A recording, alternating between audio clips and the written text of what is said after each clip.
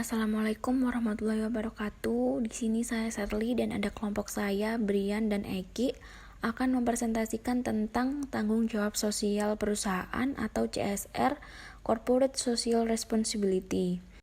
Definisi CSR, tanggung jawab sosial perusahaan atau Corporate Social Responsibility atau CSR adalah suatu konsep bahwa perusahaan memiliki dan mempunyai berbagai tanggung jawab termasuk kepada semua yang berkepentingan seperti konsumen, karyawan, pemegang saham, komunitas, dan juga lingkungan dalam segala aspek operasional yang melingkup aspek ekonomi, sosial, dan juga lingkungan. Seperti contoh bentuk tanggung jawab itu ada bermacam-macam, mulai dari melakukan kegiatan yang dapat meningkatkan kesejahteraan masyarakat dan memperbaiki lingkungan, pemberian beasiswa untuk anak tidak mampu, pemberian dana untuk pemeliharaan fasilitas umum, sumbangan untuk desa atau fasilitas masyarakat yang bersifat sosial, yang gunanya untuk masyarakat yang banyak, khususnya masyarakat yang berada di sekitar perusahaan tersebut berdiri atau berada.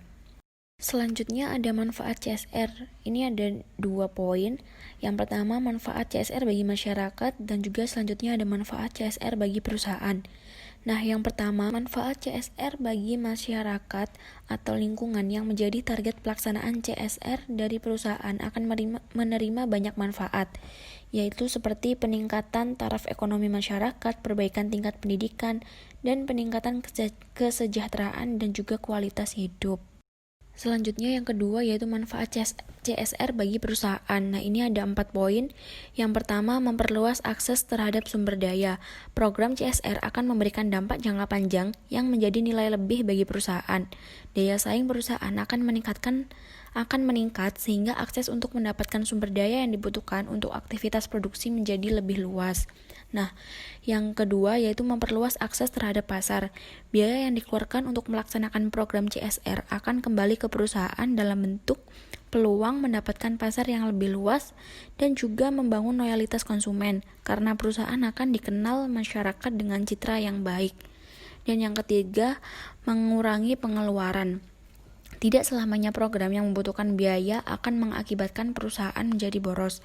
Program CSR justru bisa membuat perusahaan berhemat seperti contohnya itu biaya produksi dapat dihemat dengan melaksanakan program CSR berupa daur ulang. Nah, yang poin keempat itu mendapatkan penghargaan.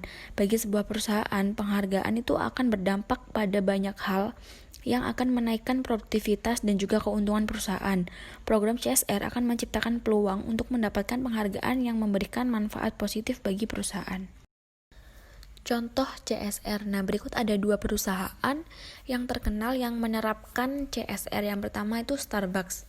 Nah, selama lebih dari 4 dekade Starbucks ini berdiri dan sejak awal beroperasi, kedai kopi yang berasal dari Amerika ini tuh banyak kerja keras untuk membangun dan juga menerapkan etika kerja bagi karyawannya.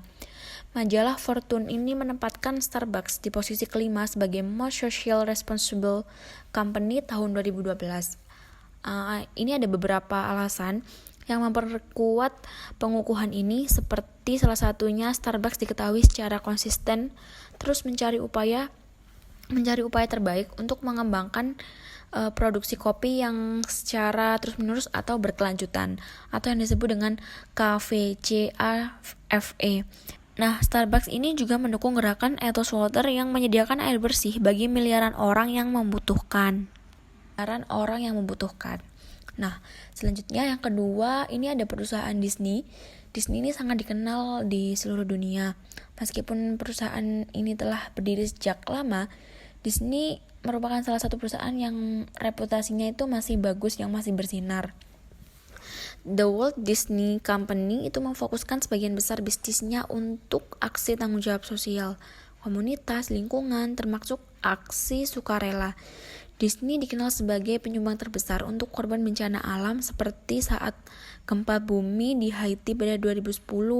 Perusahaan juga tertarik dalam aksi melindungi lingkungan, mendukung film-film tentang alam hingga menanam pohon di hutan hujan dan melindungi ribuan hektar terumbu karang. Oke, saya akan membahas mengenai CSR sebagai kewajiban pemangku kepentingan. Nah, tahun 1990-an melihat munculnya pandangan bahwa CSR sebagai kewajiban sosial terlalu luas untuk memungkinkan manajemen CSR yang efektif. Nah, di sini mungkin argumen bahwa bisnis tidak bertanggung jawab kepada masyarakat secara keseluruhan, tetapi hanya untuk mereka yang secara langsung atau secara tidak langsung mempengaruhi atau dipengaruhi oleh kegiatan perusahaan tersebut. Mungkin kayak pemangku kepentingan perusahaan. Dengan demikian, pemangku kepentingan dapat dikelompokkan menjadi ada organisasi sama karyawan, terus pelanggan, pemegang saham, pemasok, komunitas, penduduk lokal, kelompok minat khusus, regulator, otoritas lokal, kontrol hukum, dan pemangku kepentingan media yang lainnya. Lalu di sini ada CSR sebagai etika yang didorong. Memandang CSR sebagai kewajiban sosial atau pemangku kepentingan menunjukkan bahwa CSR hanya dimotivasi oleh kepentingan pribadi perusahaan dengan memungkinkan bisnis untuk mendapatkan legitimasi dengan pihak eksternal yang penting. Nah, telah dikemukakan bahwa pandangan tersebut gagal untuk memperhitungkan tindakan oleh perusahaan yang mewakili komitmen positif terhadap kepentingan masyarakat yang mengabaikan kepentingan diri sendiri dan benar-benar memang jika CSR hanya mencerminkan kewajiban, maka menjadi sulit untuk mengevaluasi apakah praktis bisnis adalah tanggung jawab sosial atau bukan sebagai kebalikan dari pandangan etika tersebut. Lalu slide selanjutnya ada CSR sebagai proses manajerial. 3 perspektif di atas berupaya mengidentifikasi faktor-faktor yang membujuk bisnis untuk melakukan inisiatif CSR. Nah, pandangan tambahan menyangkut CSR dalam hal proses organisasi mungkin kadang-kadang disebut respon sosial perusahaan. Nah, satu pandangan menganjurkan bahwa mengeluarkan manajemen dan penilaian lingkungan merupakan proses manajerial yang relevan untuk bekerja menuju sikap tanggung jawab proaktif. Nah, di sini ada lainnya menyarankan jenis proses manajemen berurutan yang berguna untuk pengembangan sistematis inisiatif CSR oleh Ackerman 1975. Yang pertama ada memantau dan menilai kondisi lingkungan. Yang kedua, memperhatikan permintaan pemangku kepentingan. Dan yang terakhir, merancang rencana dan kebijakan yang bertujuan untuk meningkatkan dampak perusahaan. Nah, menurut Carroll 1979, sebelumnya menggambarkan proses manajerial dari respon terhadap tanggung jawab sebagai melibatkan perencanaan dan peramalan sosial, pengorganisasian untuk respon sosial, pengendalian kegiatan sosial, dan mengembangkan kebijakan sosial perusahaan. Lalu di sini ada pentingnya integrasi Magnan dan Farrell dari konseptualisasi CSR yang berbeda ini. Disebut bahwa hal itu memberi kami gambaran tentang masalah yang mungkin diangkat oleh inisiatif CSR dan menyarankan pentingnya mengembangkan proses organisasi yang tepat untuk mengelola CSR. Menurut Porter dan Kramer, sini melingkupi dampak yang ada saat ini dan kemungkinan yang akan datang dari beragam tekanan terhadap CSR menjadi tantangan penting bagi manajemen. Nah, mengemukakan bahwa perhatian manajemen harus berfokus pada yang pertama, mengidentifikasi titik-titik persimpangan antara perusahaan dan masyarakat. Lalu yang kedua, memilih masalah sosial mana yang harus diatasi. Lalu yang ketiga, membuat agenda sosial perusahaan. Nah, yang pertama ini mengidentifikasi titik-titik persimpangan antara perusahaan dan masyarakat, mungkin termasuk cara di mana bisnis berdampak pada masyarakat dalam kegiatan bisnis normal, tetapi juga cara di mana kondisi sosial berdampak pada bisnis. Ini melibatkan pemetaan dampak sosial dari rantai nilai dan pengaruh sosial terhadap daya saing perusahaan. Lalu yang memilih masalah sosial mana yang harus diatasi. Nah, memilih masalah yang bersinggungan dengan bisnis yang menghadirkan peluang untuk menciptakan nilai bersama daripada mencoba menyelesaikan semua masalah masyarakat. Lalu yang ketiga, membuat agenda sosial perusahaan itu melihat atau melampaui harapan eksternal untuk mencapai manfaat sosial dan ekonomi tersebut. Selanjutnya ada inisiatif tanggung jawab sosial perusahaan yang defensif. Jika suatu perusahaan pada dasarnya defensif atau akomodatif dalam sikapnya terhadap respon sosial, maka perhatian utamanya dengan CSR akan menjadi perlindungan hubungan. Di sini ada misalnya dengan konsumen, pelanggan bisnis ke bisnis, lobby yang berpengaruh atau kelompok penekan, pemasok, karyawan dan manajer, dan posisi relatif terhadap pesaing. Nah, saat ini kan buktinya bahwa sebagian besar perusahaan memusatkan komunikasi mereka mengenai CSR dengan konsumen, karyawan, dan pemegang saham mereka. Di sini ada salah satu contoh langkah defensif di bidang ini adalah tahun 2007 oleh perusahaan pialang kantor Fitzgerald dari seorang Chief Ethics Officer. Nah, perantara antar dealer dikenal karena persaingannya yang sangat keras, tetapi dihadapkan dengan aktivisme pemegang saham yang mengkritik tata kelola perusahaan dan putusan pengadilan di mana hakim menunjukkan pada pernyataan menipu perusahaan diperlakukan tanggapan defensif. Chief Ethics Officer tadi ditunjuk untuk menegaskan kembali komitmen kuat perusahaan terhadap etika bisnis dan integritas itu seperti apa. Perhatian manajemen dapat bermanfaat untuk memeriksa hubungan antara sikap CSR dan dampaknya terhadap konsumen, pelanggan bisnis ke bisnis, kelompok lobby, pemasok, karyawan, dan manajer, dan ada juga pesaing. Nah, tujuannya adalah untuk secara hati-hati mengevaluasi kemungkinan dampak positif dan negatifnya dari upaya CSR pada masing-masing kelompok tersebut. Di sini ada konsumen dan CSR. Nah, adopsi penyebab sosial oleh organisasi sering didasarkan pada asumsi bahwa konsumen akan menghargai perilaku ini. Meskipun demikian, ada risiko bahwa tidak mungkin bahwa konsumen akan secara buta menerima inisiatif sosial sebagai tulus dan mungkin atau tidak mungkin menghargai perusahaan dengan sikap dan pembelian positif. Nah, mungkin memang penelitian menunjukkan bahwa konsumen akan menghukum perusahaan yang dianggap tidak lulus atau manipulatif dalam keterlibatan sosial mereka. Meskipun demikian, ada beberapa temuan penelitian yang menunjukkan bahwa ada hubungan antara inisiatif sosial perusahaan dan respons konsumen yang positif dalam sikap, kepercayaan, dan perilaku. Nah, asosiasi positif telah ditemukan antara inisiatif sosial dan harga, persepsi kualitas, sikap perusahaan, dan niat beli. Namun, ada argumen kuat bahwa agar efektif, inisiatif sosial harus konsisten dengan tujuan dan nilai-nilai operasi perusahaan. Menurut Levy 1999, memang ada beberapa bukti bahwa ketika inisiatif sosial tidak selaras dengan tujuan dan nilai-nilai perusahaan, inisiatif CSR dapat menjadi kewajiban dan mengurangi yang sebelumnya dimiliki keyakinan tentang perusahaan tersebut. Di sini ada pelanggan bisnis ke bisnis dan CSR. Nah, meningkatnya permintaan pelanggan bisnis ke bisnis untuk pemasok mereka menerapkan kebijakan dan inisiatif CSR yang dapat diterima oleh organisasi pelanggan telah dicatat. Nah, program kepatuhan vendor di Target Corporation bersifat ilustratif. Target Corporation adalah pengecer AS yang sukses dengan lebih dari 1.500 toko Target dan hampir 200 outlet super Target kelas atas. Di sini ada Target mengoperasikan organisasi kepatuhan formal untuk pembeliannya untuk menegakkan standar vendornya dengan fokus pada edukasi dan verifikasi vendor dengan komponen-komponen berikut.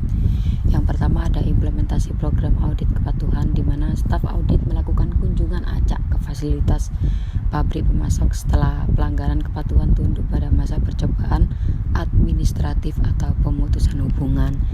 Lalu ada batasan subkontraktor yang digunakan oleh pemasok untuk yang disetujui oleh Target. Lalu ada evaluasi vendor reguler serta audit formal. Di sini ada terakhir grup lobby dan CSR. Ada beberapa bukti juga bahwa perusahaan dengan catatan CSR yang buruk dapat mengalami konsekuensi negatif yang serius, seperti boikot konsumen berskala besar, citra merek yang lebih lemah, atau penurunan penjualan.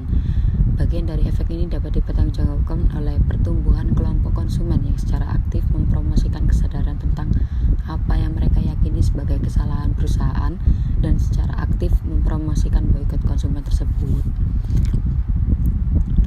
Nah, salah satu hasil pelingkupan masalah CSR dengan cara yang kami usulkan sebelumnya adalah untuk mengidentifikasi masalah yang cenderung menjadi profil tinggi dengan berbagai jenis kelompok penekanan. Ini setidaknya memberikan beberapa dasar untuk merespon secara efektif ketika mereka menjadi masalah langsung. Meskipun demikian, tanggapan terhadap kelompok-kelompok penekan eksternal harus dievaluasi secara hati-hati untuk potensi konsekuensi yang tidak diinginkan oleh perusahaan. Supplier dan CSR. Nah, di supplier dan CSR ini, masalah CSR dan standar etika dalam basis pasokan perusahaan adalah refleksi langsung dari pertanyaan yang diajukan di atas mengenai tuntutan terkait CSR yang dibuat oleh pelanggan utama. Nah, memang standar etika dan sosial yang ditampilkan oleh pemasok sendiri penjual dapat membentuk bagian dari evaluasi CSR pelanggan seperti dalam batasan penggunaan subkontraktor dalam. Nah, dalam contoh target ini, semakin besar pelanggan utama mungkin mengharuskan mengadopsi sikap CSR proaktif terhadap seluruh rantai nilai. Nah, sementara tren umum jelas manajer ketat menghadapi pilihan tersebut. Karyawan, manajer, dan CSR. Nah, CSR juga dipandang berdampak pada persepsi karyawan dan manajer di dalam perusahaan. Dan akibatnya pada motivasi dan komitmen ini mereka terhadap perusahaan jelas bahwa banyak individu yang sekarang memasuki pekerjaan profesional dan menyediakan kumpulan talenta yang darinya kepemimpinan perusahaan di masa mendatang akan memiliki keprihatinan penting tentang masalah moral dan etika dalam bisnis. Maksudnya adalah dalam pertanyaan, apakah inisiatif CSR akan menarik perhatian mereka dan menghasilkan tingkat superior berkomitmen. Nah, karyawan dan manajer yang harus dikaitkan dengan tingkat kinerja pekerjaan harus yang lebih tinggi. Kompetitor dan CSR. Kompetitor dan CSR dalam strategi kompetitif adalah pencapaian posisi kompetitif yang diidamkan dalam industri tempat di mana industri berada. Nah, tujuan strategi kompetitif adalah menciptakan keuntungan dan posisi yang mendukung dalam melawan kekuatan yang menentukan persaingan industri. Nah, suatu perusahaan dikatakan memiliki keunggulan kompetitif ketika perusahaan tersebut mempunyai sesuatu yang tidak memiliki pesaing, melakukan sesuatu yang lebih baik dan perusahaan lain, atau mampu melakukan sesuatu yang tidak mampu dilakukan oleh perusahaan lainnya. Nah, sebagai contoh di sektor otomotif yaitu Volvo, yaitu menjadikan keselamatan sebagai bagian utama dari posisi kompetitifnya, sementara Toyota berusaha membangun keunggulan kompetitif dari manfaat lingkungan dari teknologi mesin hibrida. Tanggung jawab sosial perusahaan dan keunggulan kompetitif. Pentingnya dari perspektif strategi pemasaran adalah argumen yang muncul bahwa tanggung jawab sosial perusahaan atau CSR memberikan sumber keunggulan kompetitif yang semakin signifikan. Nah, sebagai contoh dari Michael Porter dan Mark Kramer pada tahun 2006, baru-baru ini membuat alasan kuat untuk posisi bahwa bisnis tidak harus hanya mengambil tanggung jawab sosial perusahaan secara serius sebagai tujuan itu sendiri, tetapi harus memasukkannya ke dalam strategi mereka untuk membangun keunggulan kompetitif lainnya.